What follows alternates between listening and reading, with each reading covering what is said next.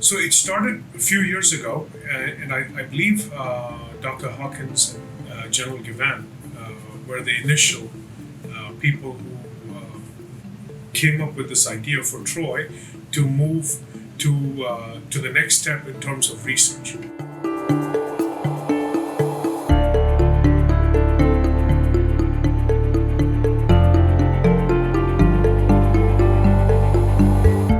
The Center for Materials and Manufacturing Sciences were conceived slowly. It wasn't a quick step.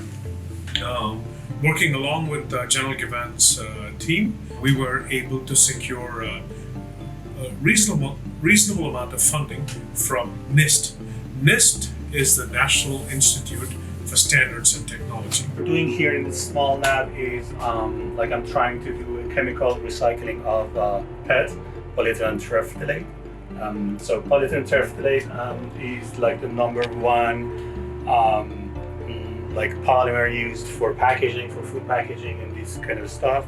The recycling of PET is really important for us. It's really good for environment because it's one of the biggest issue that we have, especially with the microplastics.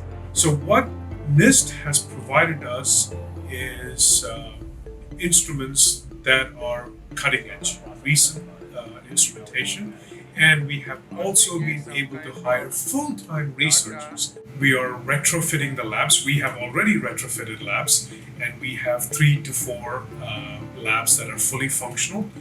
Between faculty members, postdocs, and lab tech, we are about 10 strong. That is not a small center anymore.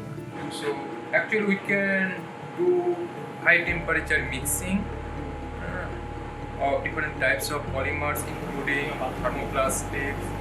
We've already started branching out. So the initial idea was to focus on the recycling of plastics. That is almost entirely what we do, but almost. So we are extending to other branches of polymer chemistry and polymer science.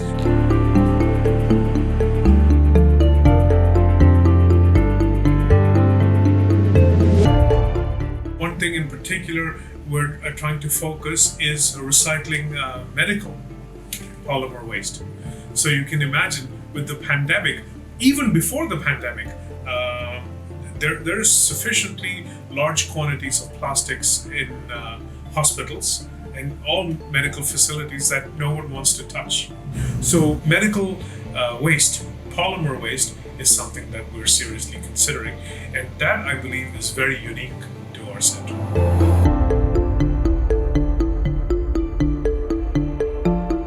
You can imagine taking lecture classes after lecture classes can be a bit overwhelming if you're 18, 19, 20 years old. So they're only happy to see that this is real science. This is what scientists do, and they have to solve new problems.